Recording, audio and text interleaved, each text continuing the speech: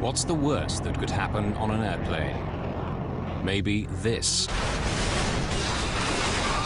There's not enough oxygen to survive up here.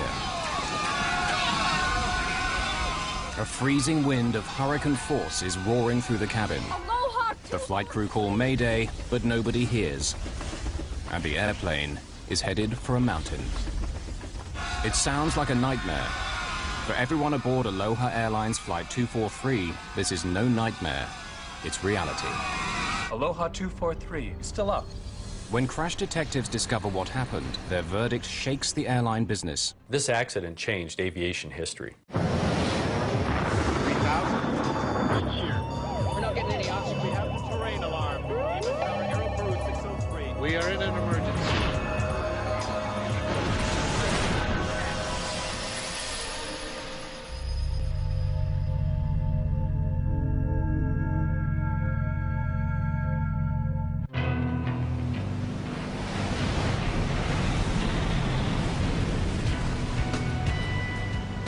Some people choose to trespass in that narrow space between life and death. It's a scary place to be. Surfers get there by chasing killer waves. Just occasionally, fate puts ordinary people, not just thrill seekers, into that same deadly zone, where life hangs by a thread. On the afternoon of April 28, 1988, it will happen in the sky over Hawaii.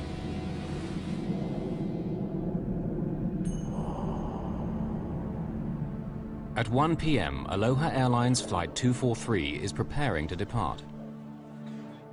A Boeing 737 is on the tarmac at Hilo Airport on Hawaii's Big Island, the southernmost of the Hawaii chain. Flight 243 will be just a 35-minute hop to Honolulu on the island of Oahu. Serving the islands means that Aloha works its airplanes hard. They make short flights, but plenty of them. This airplane has been shuttling between the islands since early morning. It'll be its 9th flight today. For the flight crew, it's a routine they've followed for many years. Aloha 243. Roger. We're anticipating. Captain Bob Schornsteimer has been flying for 11 years with Aloha Airlines. Roger. His first officer, Mimi Tompkins, is hoping for promotion to captain after almost 9 years with Aloha. Did you hear any more about... Each of the flight attendants has a long service record too, but none so long as Clarabelle Lansing, known to everyone as just CB. Well, Mr. Kiner, welcome. Always good to see you, CB. You fixed some good weather for us. Smooth all the way. You bet. She's been flying for 37 years, since before the days of the first jet airliner. Let me help you with this. Oh, yeah. CB is the boss in the cabin, first flight attendant. Michelle Honda, a 14-year veteran, is number 2. Jane Sato Tomita has served 19 years. This is one of the most experienced crews you'll find in an airplane that's been crisscrossing Hawaii's islands safely for 19 years. Circuit breakers. It's made more than 89,000 flights. On this day, only one other 737 in the entire world beats that record. Checked. Passengers have no reason to doubt they're in safe hands. Until one passenger, Gail Yamamoto, sees something that makes her pause. But what is it she's concerned about? And how worried should she be? Do I say something? Patricia Aubrey lives in Hilo, but has an appointment today in Honolulu. At first, she opts for the very front of the airplane, in row 1. But somehow she feels uneasy and decides to move further back. She chooses a free seat in row 17.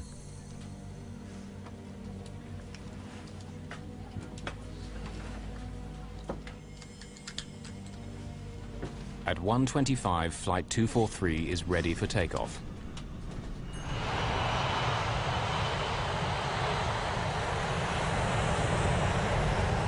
This airplane often rattles and shakes on takeoff and landing, but it's something the crew and regular passengers have grown used to. What's there to worry about?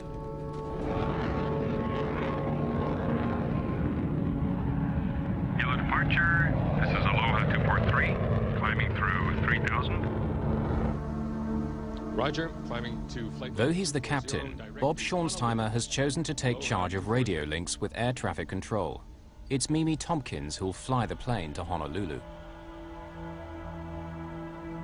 Most of the flight time is taken up in climbing to their cruising altitude. It'll take 20 minutes to climb to 7,300 meters.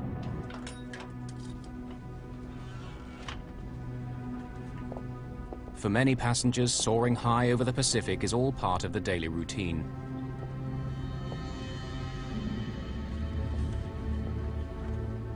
People like salesman Howard Kitaoka in row 5. He makes this trip often. When you've seen the view 100 times, 35 minutes is precious time to catch up on paperwork. The flight's so short that the attendants serve drinks while they're still climbing. They can move around, but the passengers are still strapped in. It's 1:45. 20 minutes into the flight, the aircraft is at cruising height. Honolulu Center, Aloha 243, leveling off at 240. The crew relax. See, where's that National Weather Service weather station out here? Is that in the old tower? In perfect flying weather, everything is following the familiar pattern. Do they?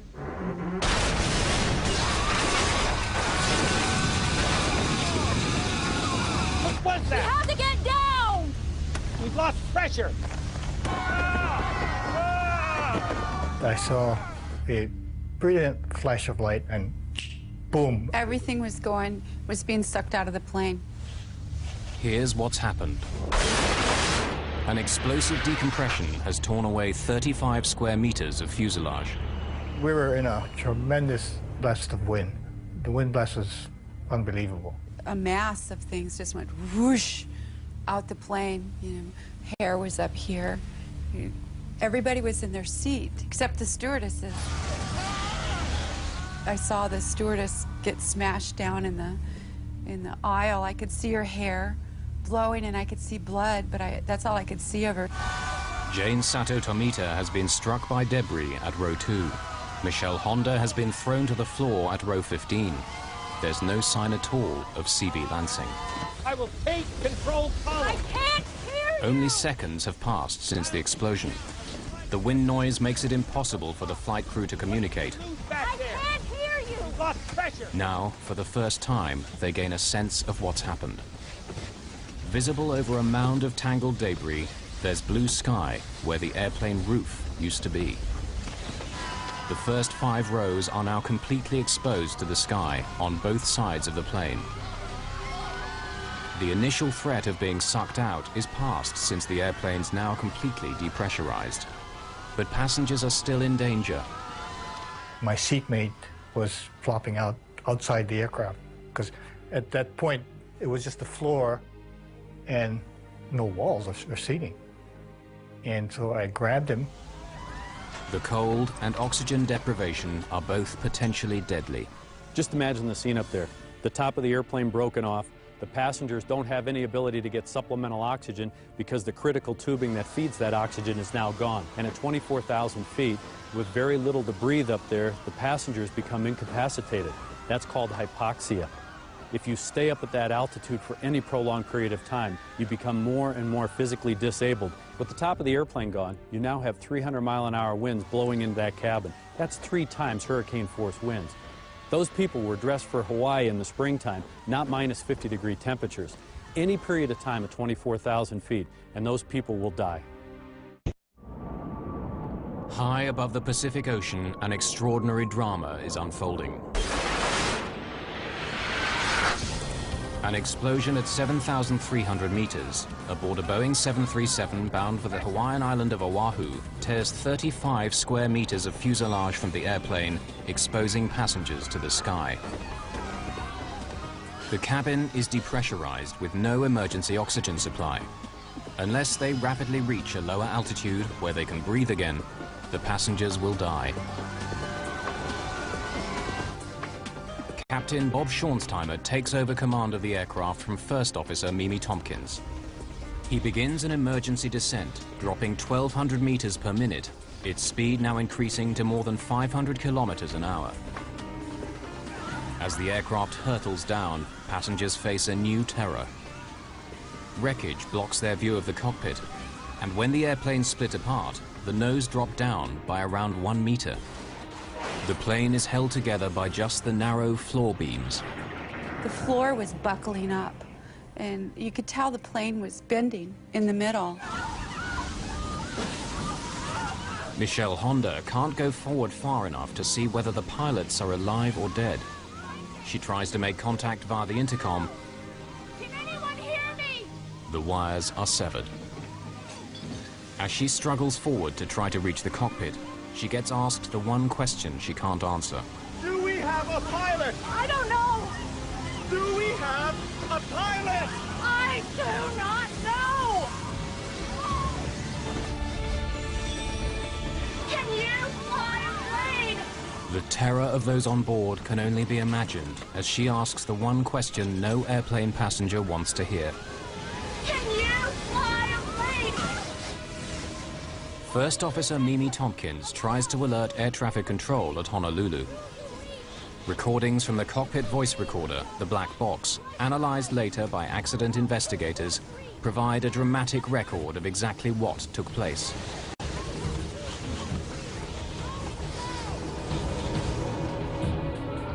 The nearest place where they can try to land is the island of Maui. Kahului Airport lies between two volcanic mountains. Between them and safety lies a 3,000-meter-high summit. To fly from the location of the explosion to the safety of Kahului Airport, the pilot needs to carefully maneuver, avoiding this high ground. Can the fragile aircraft survive the stresses of turning, or, if they ever reach the airport, of landing? And how can those on board survive? Jane Sato Tomita is barely conscious. Howard Kitaoka clutches her hand. The only faint sign of life is once when Jane squeezes back. I'm not exactly sure if she was conscious, but I did manage to squeeze her hand, and she responded by squeezing my hand, and we just held hands. That simple squeeze of the hand at a time like that is very, very emotional. Aloha 243. Do you read me?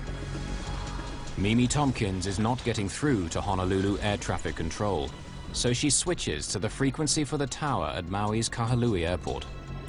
Maui Tower. Aloha 243. Maui Tower. Aloha 243. Aircraft calling tower. Say again. Aloha 243. For inbound descent. At 1:48, 3 minutes after the explosion, the crew make their first voice contact with the ground. Pressurized. Declaring an emergency. Aloha 243. Say your position. For goodness, to the east of Makita Point. Descending out of 11,000. Request clearance into Maui for landing. Request the emergency equipment. Airport fire station? We have an Aloha 737 5 minutes out. Approximately 20 miles. Cleared to runway 02. Decompression problems. Pilot is declaring an emergency. Thank you, Mawithar. In the station. Attention in the station. We have an in-flight emergency. We have a 737, 5 minutes out, 20 miles. Runway 2. Souls on board, crew on board is unknown. It has decompression problem at this time. Runway 2.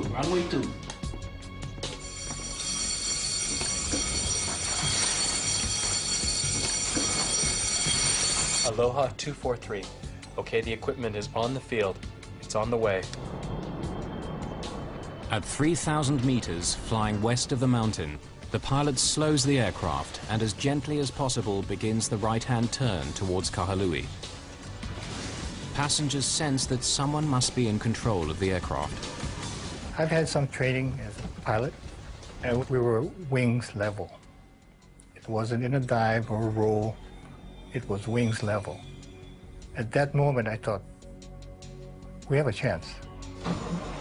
Meanwhile, those on the ground are unsure about what kind of crisis they're facing.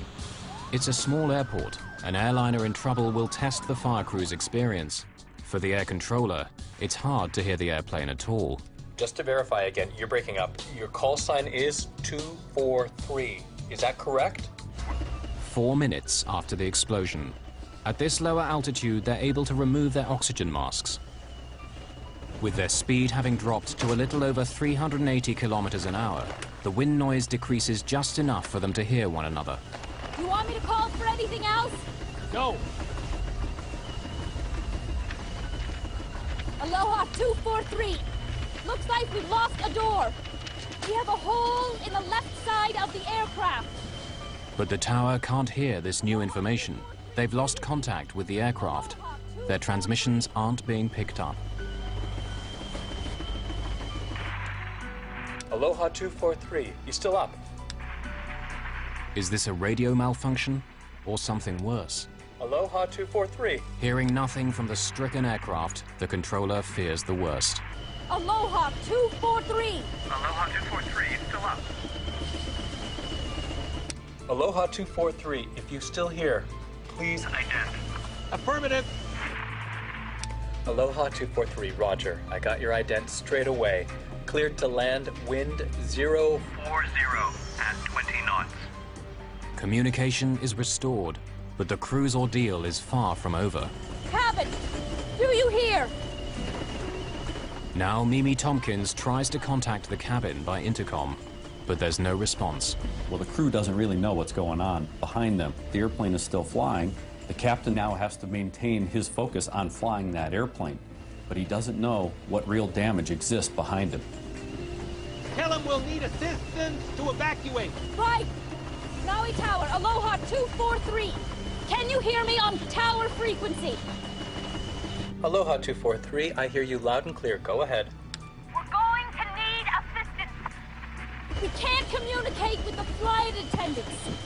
We'll need assistance with the passengers when we land.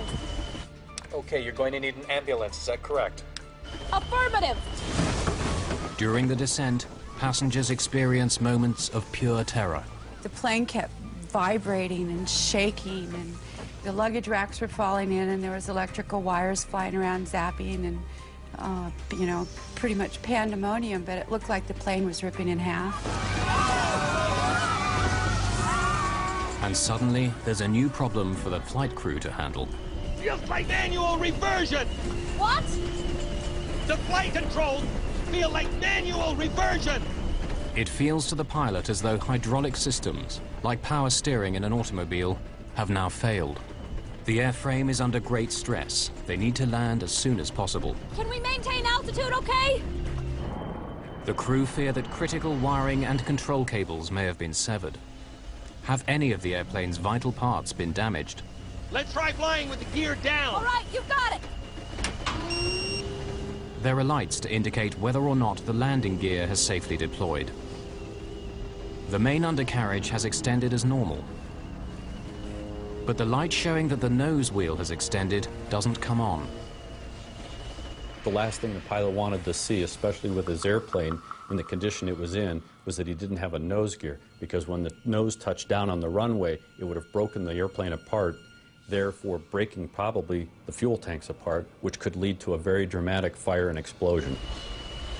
A second attempt to extend the landing gear. The nose gear light is still out, but the radio link is so bad, the tower is still trying to assimilate the crisis. Aloha 243. Just to verify, you do need an ambulance, is that correct? They still don't understand. Affirmative. Roger, how many do you think are injured? We have no idea. We can't communicate with the flight attendants. Okay, we'll have the ambulance on the way. There's a possibility that we won't have a nose gear. Now Bob Schornsteimer has to make a critical decision. Should he wait for confirmation that the undercarriage is down, or land anyway? The textbook in this case would tell the pilots to overfly the airfield so that the air traffic controllers can look at the landing gear and give them a report whether it's up or down. The pilots would then have to maneuver the airplane all the way around the airfield, come in for an approach, and land.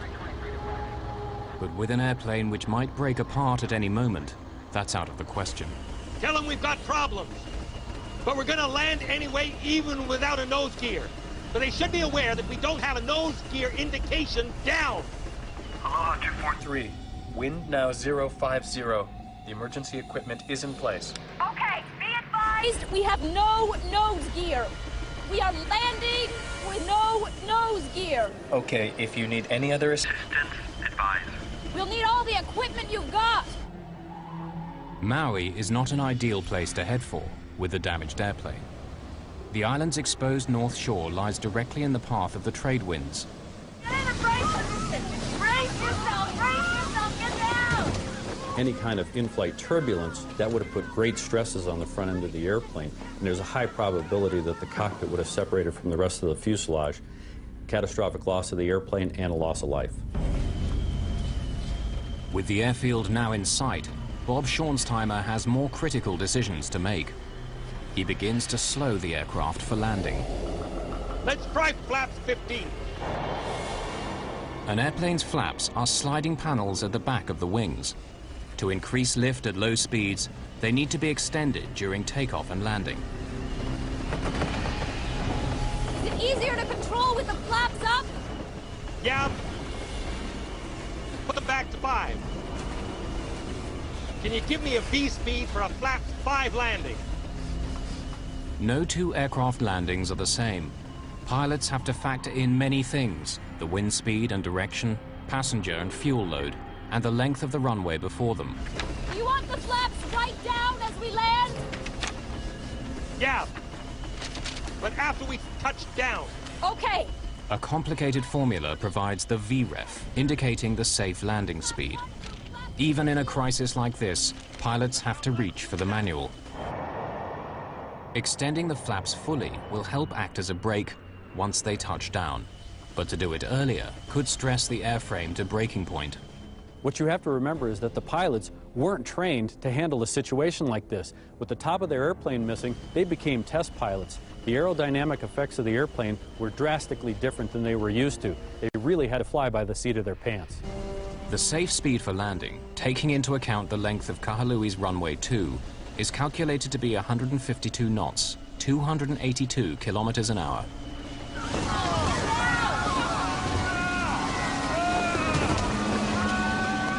As the airplane slows, it becomes much harder to control. And so the pilot has to make another crucial call. Speeding up to keep control means he'll hit the runway faster than he should. He gambles that the higher speed landing is still the best option. Our approach speed, I felt, was hot. I mean, we were coming in hot. I don't know, don't ask me how many miles an hour it was, because I don't know. But from other landings, we were coming in fairly hot. Crash rescue teams prepare themselves for a worst-case scenario. At high speed and without the nose gear, a crash landing followed by a catastrophic fuel fire now seems inevitable. Under these conditions, the lack of a nose gear could have been a death sentence for everybody aboard this aircraft. In the 12 horrifying minutes since the explosion, some passengers are convinced they're not going to make it alive. I thought he was going to go in the water, and I was eaten by sharks. And then we saw the mountain, and I didn't think we were going to make it over it. I just knew we were going to crash into that mountain. And then when we could tell, we could see the airport, and then, you know, then I burned to death because the plane blew up when we hit the runway. Suddenly, the news the pilots have been praying for. The gear is down. Inform Kahalui Command, the gear is down. Okay, thanks. Aloha 243, just for your information, the gear appears down. The gear appears down. Want me to go to flaps 40? Help you? No, on the ground. The crew have had to make life or death decisions. In the next few seconds, they'll find out whether they're the right ones. Michelle Honda cradles her injured colleague as the critical moment approaches. Passengers comfort one another in what may be their last moments alive. woman that was sitting next to me, and her husband, he was on the other side in the next row up, and she was next to me, and they were reaching their hands out, and they were trying to touch fingers to say goodbye. That was a really touching moment for me. It was when I really knew I was going to die, because they were saying goodbye to each other. What gave me the most comfort was knowing that my wife and my kids knew what I felt. That was great comfort. I didn't need to tell them anything further, that I love you or, you know, I worry about you, because I felt that I had already said that.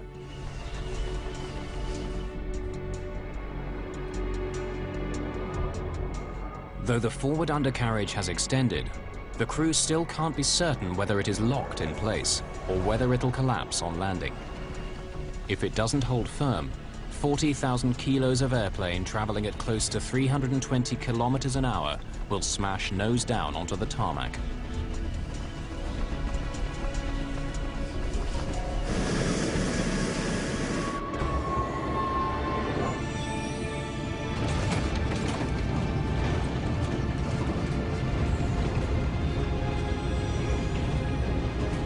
One reverse! Okay. Thrust reverser!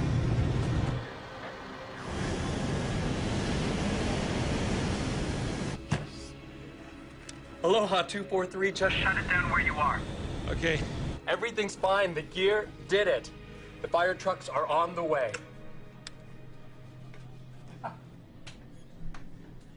Okay, shut it down. Shut it up? Yeah.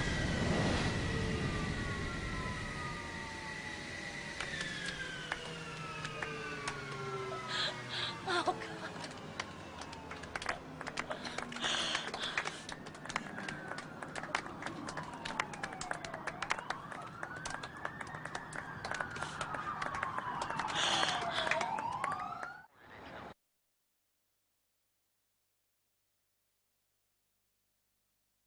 Captured moments after landing, the amount of damage the airplane suffered is difficult to comprehend. An emergency evacuation of passengers who escaped injury has just been completed. Some injured passengers have still to be helped from the plane. How it flew for those 13 terrifying minutes seems astonishing. Captain Bob Schornsteimer is thanked by passengers who just minutes before had expected to die. The tension is released. Boy, I just said, yes, baby. That's all I said. Pilot did a tremendous job. Patricia Aubrey hugs her heroine, Michelle Honda. I was crying, and of course everybody was traumatized, looking at the plane and looking at the people bleeding, and just, I kept touching myself, going, I'm here. I can't believe I'm still alive. Her last-minute impulse to switch seats saves her from injury, maybe from death. Something was telling me not to sit there, because I didn't have a good reason to move, you know. My guardian angel was tapping me on the shoulder and telling me to move. A final desperate head count by Michelle Honda confirms the crew's worst fears. C.B. Lansing, the veteran of 37 years flying for this airline, is missing. A sea search begins in the area of ocean where the explosion took place. Neither body nor wreckage are found. Jane Sato Tomita has started to recover. 7 passengers are seriously hurt, the worst injury a skull fracture. But how have the rest survived? At the moment of decompression, it's just their seatbelts which made the difference between life and death. They went poof, a loud noise, and it just, the whole thing come apart. And first they thought we were all gone, and we were fastened, all had our seatbelts fastened, well, most of us evidently, or would have lost a lot more. But there's something else. At the most critical moment, Maui's notorious high winds died away. I was amazed to see in front of the fuselage missing. What was so funny about the whole thing is that when it came in, had no wind. I mean, I believe if you did have that wind, the aircraft wouldn't have made it. It would have split into 2 pieces. And it's a miracle. It's very much a miracle. This is one of the most remarkable flying events in history. No airplane has ever landed with this amount of damage. The only thing that was holding the forward section cockpit to the rest of the fuselage were the floor beams. Basically, they were hanging by a thread. From a close study of the fuselage, crash investigators tried to determine how the airplane structure remained in one piece. The critical factor proves to be the precise location of the explosion. The thing that saved them was that because the damage was across the top of the airplane, as the nose tried to bend down, these members through here are in tension, and it kept them in line and kept them straight. So even though it was almost ready to break off, the structure was still strong enough here to keep it together. If this damage had been along the bottom and the nose is trying to bend down this way, the structure would have been, this similar structure would have been in compression and it would have buckled and the nose would have certainly come off. So it was fortunate that the damage was across the top. How does the roof of a jet airliner simply blow away? The U.S. National Transportation Safety Board, NTSB, is tasked with discovering what happened. Investigators pull the airplane's records, something like an automobile service history, and suspicion falls right away on the airplane itself. The best evidence for what happened, the missing fuselage section, is now lying at the bottom of the Pacific Ocean. But by carefully piecing together the clues they do have, investigators hope to solve one of the most spectacular accidents of all time. In the 38 years since its launch in 1967, more than 5,000 737s were sold. Somewhere in the world, a 737 takes off every 5 seconds. The accident airplane was number 152 off the production line, delivered in May 1969. The airplane was designed for a 20-year service life and 75,000 flights. This one had exceeded that number, though many were of short duration. Its fuselage was under constant stress because of pressurization. The fuselage of the airplane is actually breathing. It expands and contracts depending on altitude. When it's on the ground, it's in a contracted status. When it's at altitude, 24,000 feet, the fuselage expands. So the airplane is constantly cycling. That's pressurization. That will weaken the structure over a long period of time. And given the history of this airplane being a very high cycle airplane, that probably had something to do with weakening the structure of the fuselage. With thousands of 737s taking to the skies each day, investigators need to be certain what made this one burst apart. In Washington, D.C., Jim Wildey is one of the NTSB team who worked the case. His expertise as a metallurgist proves crucial. I got a call about 2 in the morning, in the middle of the night, from my boss, and there had been an accident in Hawaii. They were putting the team together. I hopped on a plane and went to Hawaii. He takes samples from the remaining fuselage and back in the lab discovers something barely visible to the naked eye. Hairline cracks like this, beside the holes where rivets had been. Figuring out how those cracks came to be there means going back to basics, to the way the Boeing 737 was put together. Airplanes are built from many separate panels. Where they overlap, they're bonded together by a powerful adhesive known as epoxy. Rivets hold the panels tight together while the epoxy sets hard. On the Aloha airplane, there's telltale discoloration inside the overlapping joints. Here is the vital clue. You can see now where the dark material is the epoxy that was used to bond the 2 layers of the lap joint together. The white material you see here is corrosion damage of the aluminum fuselage skin. So the original intent was that the stress that's trying to pull one skin away from the other skin piece, the stresses would go through the bonding and not through the rivets. Of course, as this thing becomes disbonded, now the rivets themselves are loaded, and especially this top row of rivets, and this is the row of rivets we think that had the fatigue cracking in it that led to the eventual opening of the roof structure on the Aloha 737 airplane. The files reveal that Boeing warned airlines, including Aloha, of problems with some early 737s. If the epoxy isn't applied at exactly the right temperature, if the panels have moisture or dirt on them, the bonding can fail. In warnings and service bulletins, some issued over 15 years earlier, Boeing spells out the danger. The Hawaii climate with humid and salt-laden air helps corrosion to occur. But instead of grounding airplanes for a nose-to-tail examination, Aloha has inspectors make occasional checks, often at night, when those on duty are least alert, working under artificial light. Those tiny cracks escape detection.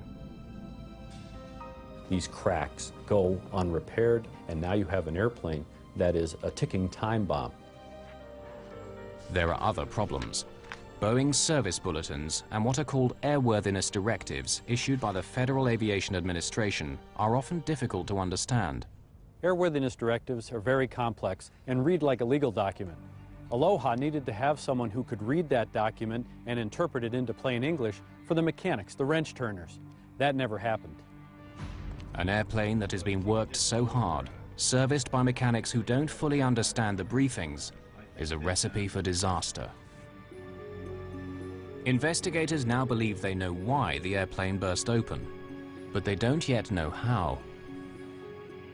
I was flying back from Hawaii to Los Angeles, and while I was in the air, I got a message that that we needed to interview this passenger who had apparently seen a crack as she was getting on the accident flight. You saw something as you got on this airplane, which you pointed out to your roommate. Cynthia Johnson. Yeah, Cynthia. Talk me through it. What did you see? What I saw was to the right of the door, where the paint was white, well, it was a crack. It was like, not a hole exactly, but the metal on top had come away from the metal below. I was going to tell the flight attendant, you know, but they were busy and we had to take our seats. Well, yeah, you figured, you know, they know what they're doing. It's their airplane. I didn't want to make a fuss or anything. No, absolutely.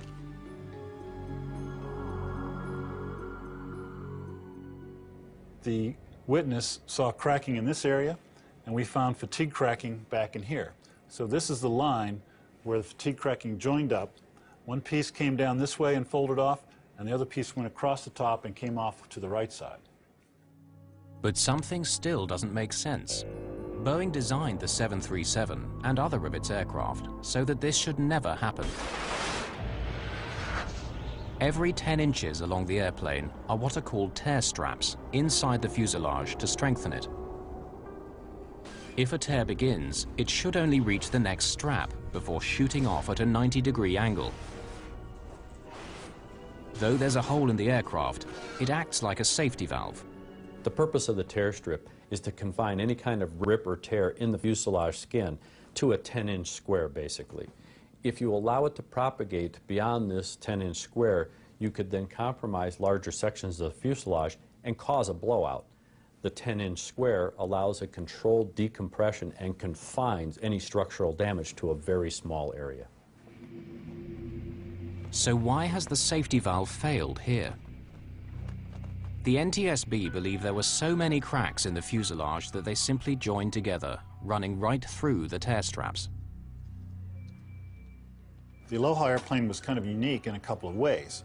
The way it was operated was with very short flights, so you had large numbers of these pressurization cycles, and stress was going on and off on these rivet locations. And secondly, with the disc bonding, all this stress is now going through the rivets, and that led to the linking up of these cracks and then the roof coming off the airplane. But is that the final answer on what happened to Flight 243? A new theory claims to shed fresh light on those dramatic events.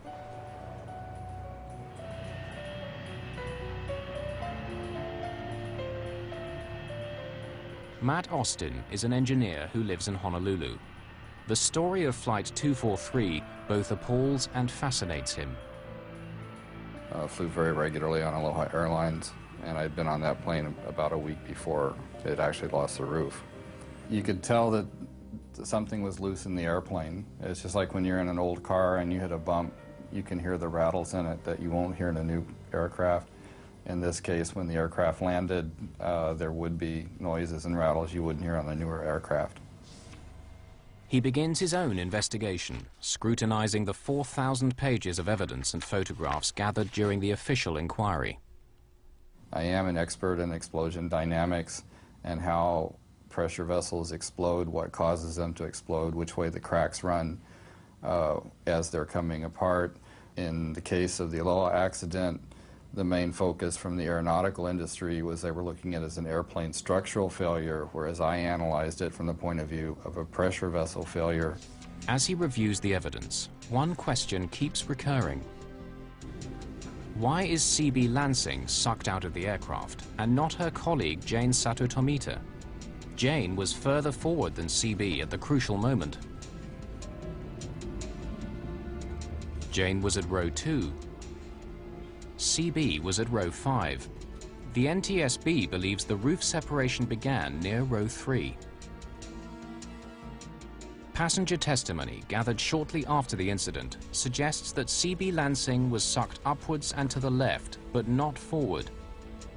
I was on the aisle, on the right. So I look up from my magazine, I see a pair of legs go up and out on the left, just back of first class.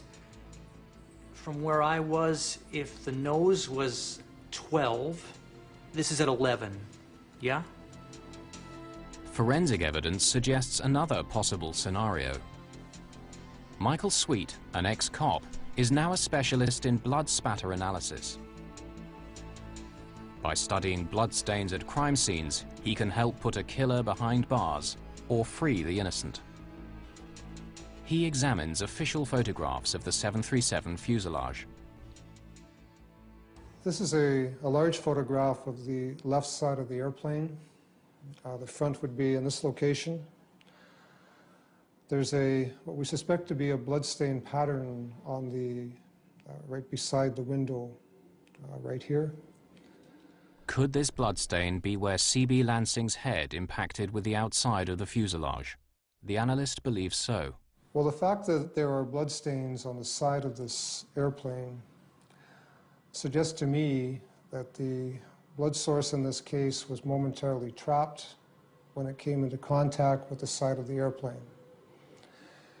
If the flight attendant in this case was ejected outside of a gaping hole, I would expect her to disappear almost immediately and not leave any bloodstains on the side of the airplane.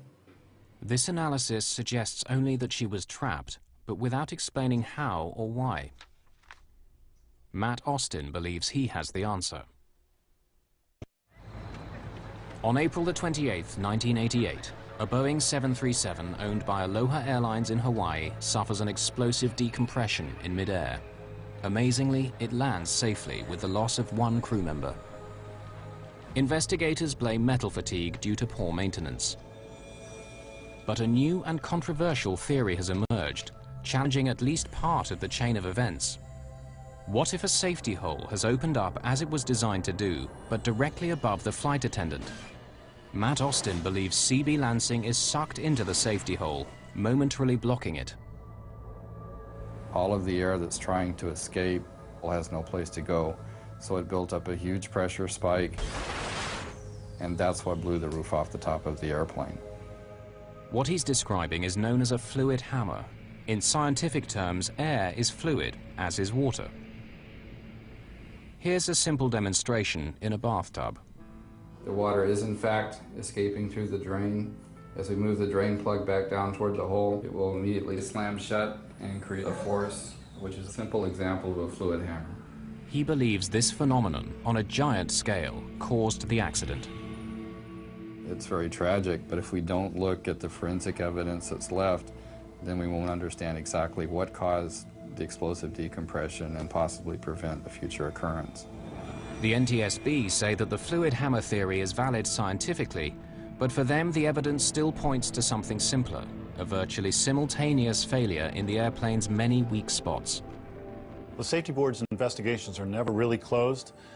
We always would take into account any new information that comes out. I believe in the case of the Aloha accident, we have not changed our probable cause, and we still are sticking with the probable cause as we determined back in 1988. Since the crucial physical evidence was never found, what happened on board at the precise moment of explosion will probably never be known. Aloha Airlines management took most of the blame for their poor maintenance regime. the NTSB demanded that the Federal Aviation Administration do a much better job enforcing maintenance standards. Boeing had already improved their manufacturing process to prevent the adhesive becoming so easily contaminated. What happened on Flight 243 made flying safer. Soon after, Congress passed the Aviation Safety Research Act. This accident had a very profound effect on the aviation industry and the way we look at aging airplanes, old aircraft. We changed the way we monitor how they age, the way we inspect them, and of course now how we manufacture them. We use different processes. This was a very critical accident for aviation history. Those 13 terrifying minutes also left their impact on the survivors of Flight 243. I had to go through a healing process.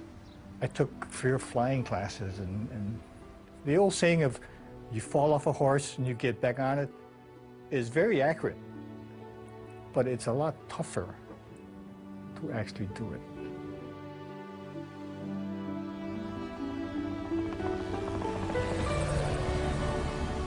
Patricia Aubrey had to find a way of dealing with the memories also.